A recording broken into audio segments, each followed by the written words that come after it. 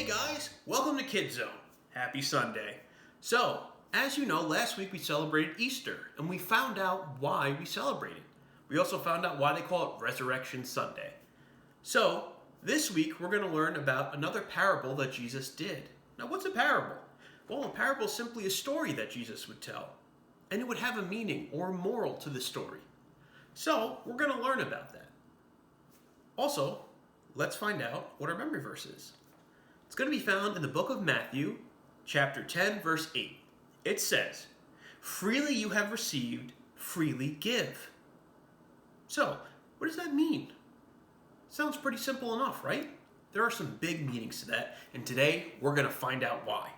So, get your pencil out and a piece of paper. James is back with us again, and he's going to do some awesome drawings and tell you how to do those drawings. Okay, so let's start with number 1. In Bible times, many people worship God at the temple in Jerusalem. Jesus worshiped there too. Often when Jesus was at the temple, people crowded around him to hear everything he said. One thing Jesus said on this day was to watch out for people who did good things just to impress others. So, James, number 1, what are we going to draw? Okay, so for number 1, we're going to write out the word watch out. So, WATCHOUT.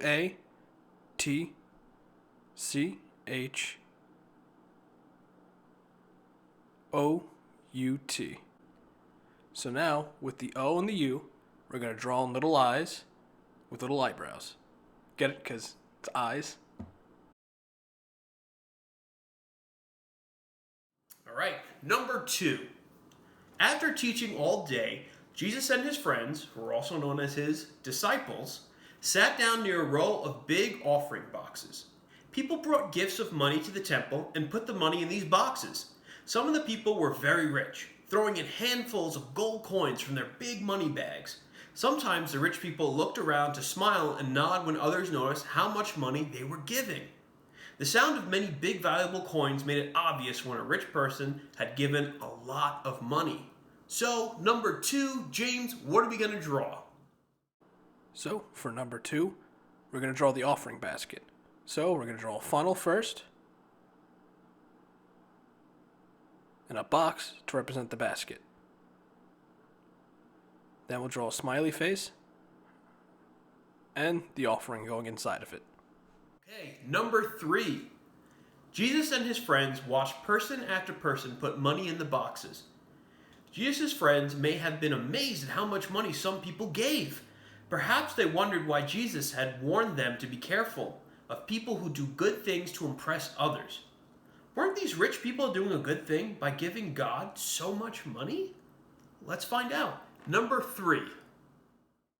So for number 3, we're adding on to number 2. So we're going to draw a question mark, and then extra coins. All right, guys, number 4. This is a tough drawing also. Then Jesus and his friends saw a very poor woman walk to an offering box. She didn't have to carry a big bag. She had only 2 little coins in her hand. They were so tiny that both of them together were worth less than one of the smallest coins the rich people had. The poor woman quietly dropped those 2 tiny coins in the offering box and then walked away. If the 2 little coins made any sound, no one had seemed to notice. So number 4, the very tough drawing. James, what are we going to draw? For number 4, we're going to draw the 2 small coins. All right, guys? All right, number 5. Of course, Jesus knew all about the poor woman. He knew that she had to work very hard to get money for food. He knew that those 2 little coins were all the money that she had in the world. So number 5, what are we going to draw, James? For number 5, we're going to draw a circle around the 2 coins, and at the bottom, write the word all. Jesus told his friends, the poor woman has given more than all the others. What on earth could Jesus mean by that? How could the poor woman's 2 tiny coins be worth more than all the gold coins that were put in? Jesus explained, after they had given to God, those other people still had plenty of money left for themselves. But this woman has no more. She gave all she had to the Lord. So number 6, James, what are we going to draw? For number 6, we're going to draw two hands. So you're going to start with two lines, a U for the thumb, and U's for the other fingers. So now we're going to do the same for the other hand. So, two lines again,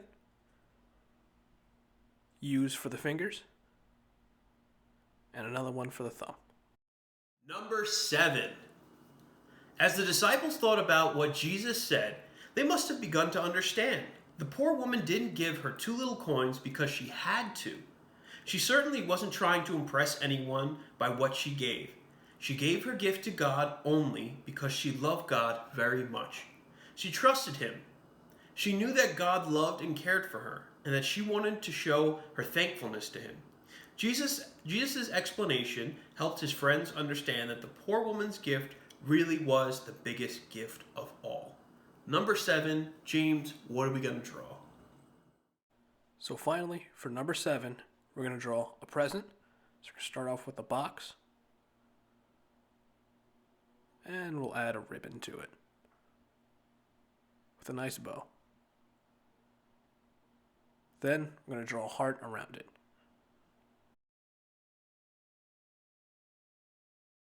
Those are some fantastic drawings you did, guys. Now, obviously, the moral of this story, we'll go back to our memory verse. Freely you have received, and freely give. So, God has blessed us. God has blessed you.